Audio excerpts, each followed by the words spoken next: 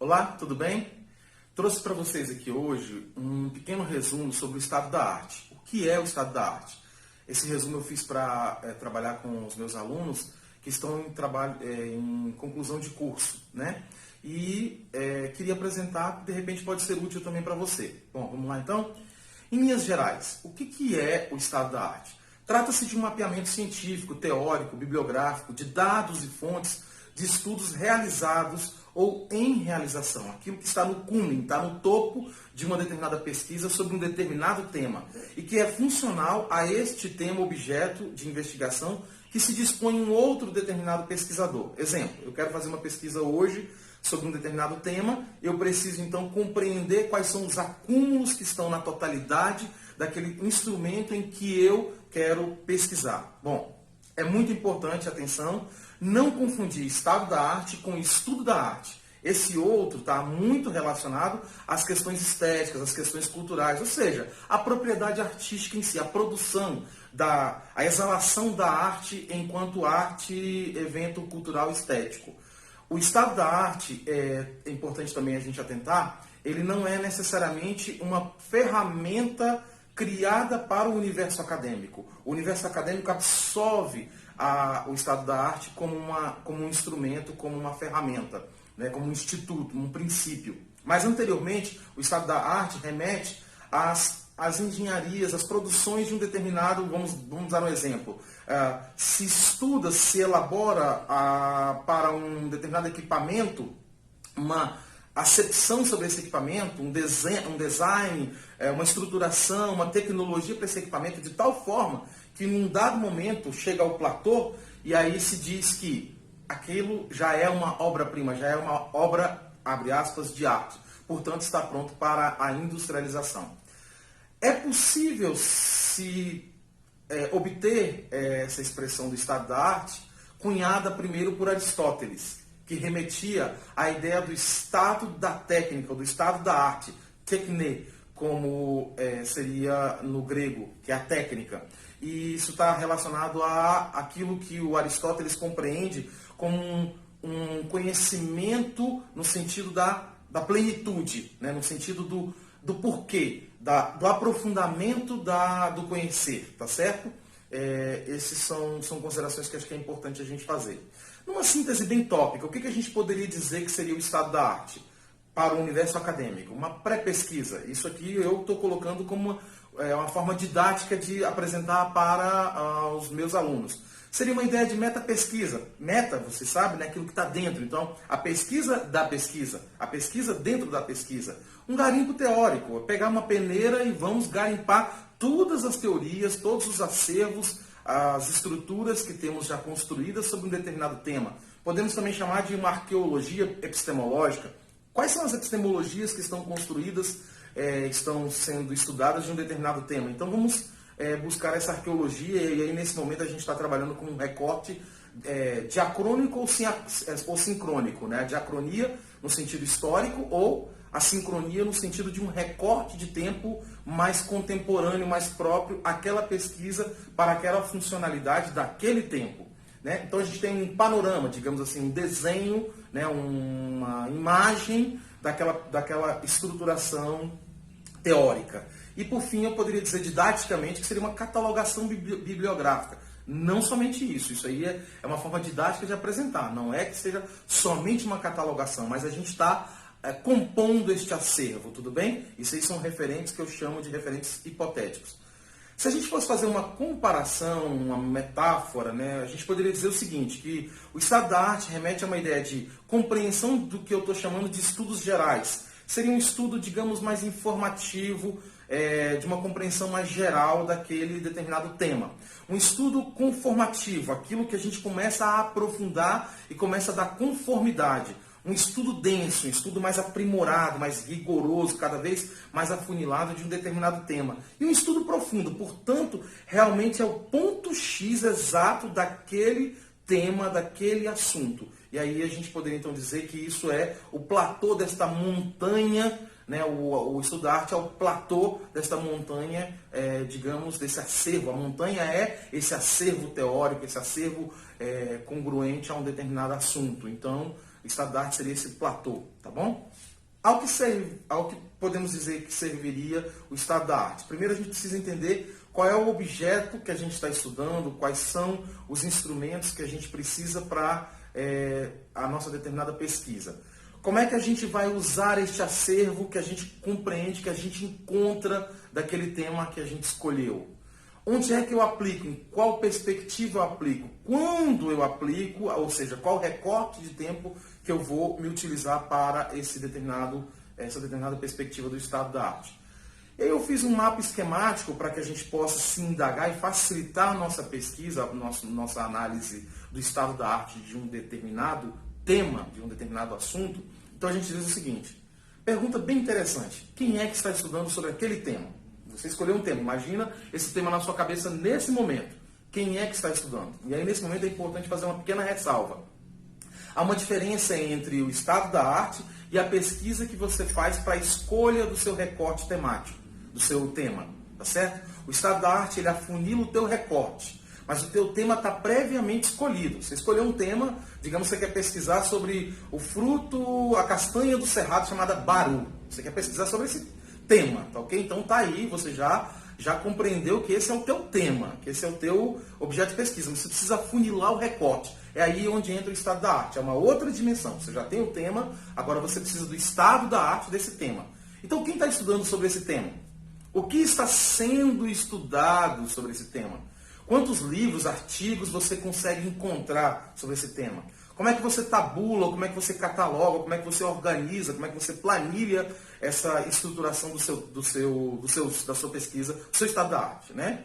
Quais são os critérios que você elencou para a inclusão daquele determinado artigo, aquele determinado livro, daquele determinado autor? Você fez uma estruturação para a sua inclusão, você fez um recorte para a sua inclusão. Quais são os critérios? E para a exclusão? Quais são os critérios para você excluir o livro que você encontrou, o artigo que você encontrou? Tá ok? E aí você pode ter outras perguntas para o seu mapa esquemático. Bom, aí você vai produzir seus descritores, tá ok? Você vai, portanto, começar a elencar subtemas, subassuntos, para que você afunile sobre o seu tema específico. Nós falamos do baru ali, mas pode ser uma outra coisa. Então você precisa produzir descritores, subtópicos, subtemas, para que você possa aprofundar. E aí com seus descritores você vai a um banco de dados, deixo claro, banco, né, de dados, que seria a biblioteca, tanto ela física como virtual, eletrônica, repositórios de tese, que vocês têm, por exemplo, repositórios da USP, da Universidade de São Paulo, da UNB, Universidade de Brasília, de todas as universidades. Normalmente as universidades têm, então, portanto, um repositório de teses, de dissertações, de artigos que podem servir à tua análise, tua pesquisa no estado da arte. Você tem revistas como a Cielo, revistas eletrônicas, né, ferramentas eletrônicas que guardam como repositório vários artigos, vários instrumentos, tá ok? E você tem as multiplicidades das revistas científicas, enfim, você tem um conjunto enorme de possibilidades para você usar como seu banco de pesquisa, seu banco temático, seu banco de análises, tá ok? E aí é muito importante que no momento em que você tem um tema e que você produz o estado da arte daquele tema, você está em busca de um problema. Você está em busca de investigar algo daquele determinado assunto. Então, é preciso que você capte certas sensibilidades. Você precisa captar a lacuna. Tem um vácuo sobre um determinado tema? Nós estamos falando do baru. O baru na produção específica para a agroindústria familiar. Há um vácuo, há uma lacuna naquele momento? Captar a relevância social daquilo dali. Em que aquilo dali é útil para a sociedade? Muito importante ter essa sensibilidade. Captar a relevância acadêmica no universo, no mundo da universidade, da pesquisa científica, da pesquisa tecnológica. Aquilo dali é útil? É relevante? Captar a necessidade revisional teórica. Você precisa ter uma sensibilidade produtiva de uma revisão teórica, revisar esse material, portanto, fazer toda uma análise e emprestar a sua revisão para o público leitor. E captar uma oportunidade dialógico-científica, ou seja, uma multiplicidade de inter-relações, interface entre as áreas do saber, dentro da mesma área do saber, entre os subtópicos, entre os subtemas dialógicos daquele assunto. E aí a gente poderia dizer o seguinte, uma possibilidade, o que é possibilitado com esse acesso? O estado da arte, ele te capta, e aí eu coloquei muito interessante para você aqui dar uma olhada, ele capta a possibilidade de um problema, você consegue, portanto, desenhar um problema, você muitas vezes consegue já produzir no estado da arte a justificação para a sua pesquisa, tá ok? Para aquele assunto, para aquele tema, e você já consegue dar passos metodológicos, ou seja, abordar qual vai ser a metodologia, o caminho, o percurso que você vai, a estrada que você vai se utilizar para caminhar diante daquele tema, para levar a sua pesquisa para a sociedade, tá ok? Bom, aí a gente pode testar aqui um tema só para a gente poder fazer uma dialogia aqui entre nós, entre você e eu, tá ok? Digamos que você resolveu pesquisar sobre lawfare, né?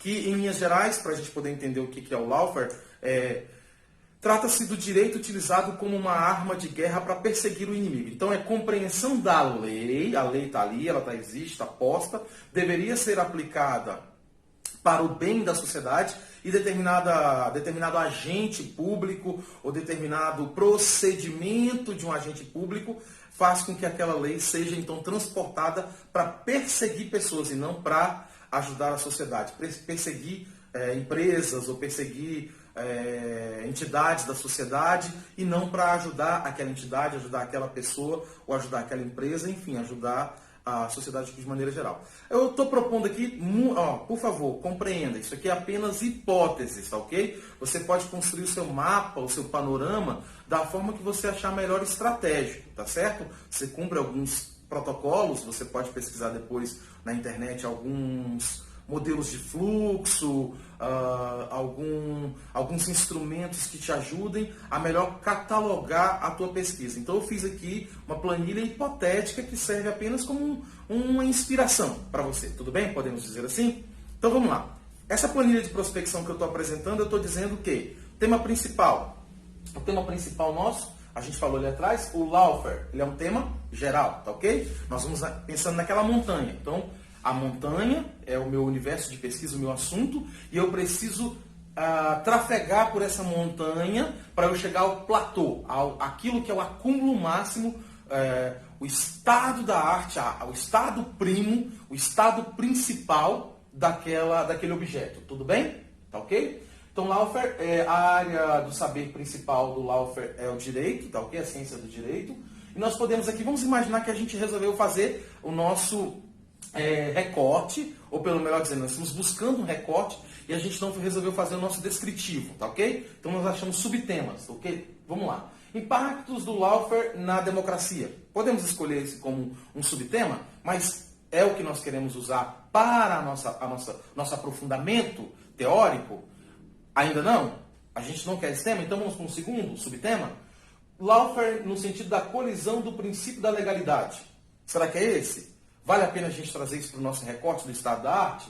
Lawfare no sentido do abuso de autoridade da aplicação de procedimentos. Lawfare e a leniência às empresas, o conjunto de acordos de leniência. É isso que a gente quer trabalhar? Bom, aí eu fiz aqui para a gente poder desenhar um pouco. Existem outros professores e outros pesquisadores que têm estratégias muito melhores do que essa para a gente poder utilizar como fluxo, né? Mas está aqui, ó. Vamos dizer que a nossa área dialógica, saber outras áreas que dialogam com esse saber aqui. Sociologia, a hermenêutica do direito, o direito penal como uma sub-área do próprio direito, a economia, a ciência da economia. Enfim, a gente pode transportar esse descritivo para que a gente possa ter uma melhor prospecção disso daí. O recorte temporal, você vai fazer sua pesquisa, você quer a sua pesquisa durante todos os instrumentos produzidos, teóricos, as epistemologias produzidas, até que período? 10 anos? 5 anos? Aqui a gente escolheu, eu quero apenas todos os estudos que eu encontrar com 3 anos. Então,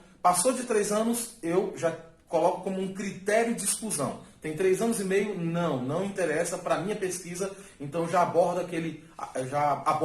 aquele artigo, já tiro ele do meu hall de reflexão. Né? O recorte espacial, tudo bem, eu quero trabalhar essa perspectiva a nível de Brasil. Eu quero trabalhar essa perspectiva apenas a nível de um estudo de doutrina, do direito constitucional. Eu quero trabalhar isso num contexto de um processo específico. Achei um processo lá, é muito interessante aquele processo para ser o centro da minha investigação, tá ok? Ou uma experiência internacional. Isso aí são várias ambiências, vários espaços, né? O espaço, o sentido de localização da tua pesquisa. Aí você vai produzir as escolhas para a sua inclusão e para a sua exclusão. Isso aqui vale a pena? Sim, não, por quê? Isso aqui vale a pena? Sim, não, por quê? Então são os critérios de escolha.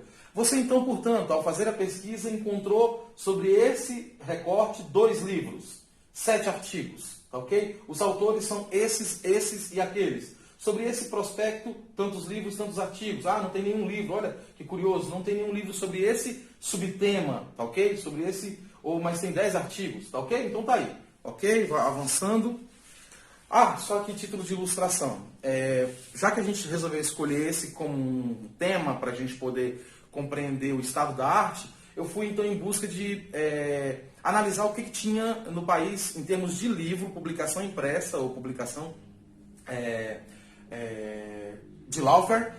Encontrei esse aqui, Laufer em Debate, do organizador Osmar Pires Martins Júnior, e encontrei Laufer, uma introdução de Cristiano Zanin, Valesca Zanin e Rafael Valim.